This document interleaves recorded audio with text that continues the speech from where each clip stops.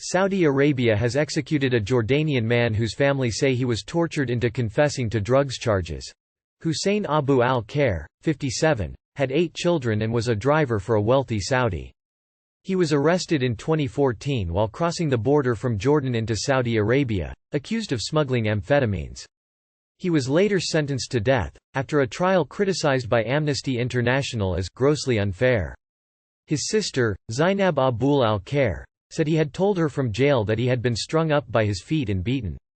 He never imagined a forced confession would be allowed in his trial, she told me earlier this year. His case has drawn international concern, with fears for his fate growing after Saudi Arabia last November ended an unofficial moratorium on the use of the death penalty for drugs offenses. Within a fortnight, 17 men were executed on such charges. The UN Working Group on Arbitrary Detention had found that Mr. Abu al-Khair's detention lacked legal basis.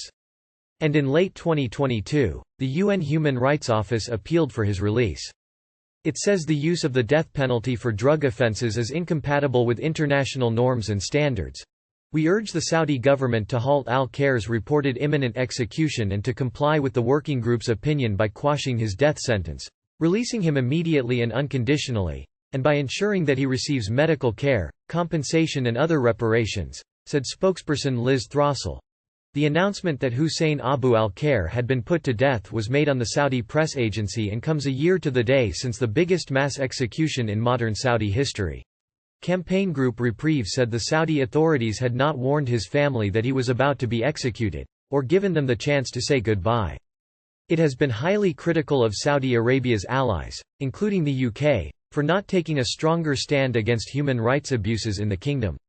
Exactly a year ago, Mohammed bin Salman's regime executed 81 men in a single day, and Saudi Arabia's international partners shrugged and issued empty statements about the importance of human rights, said Reprieve's director, Maya Foa.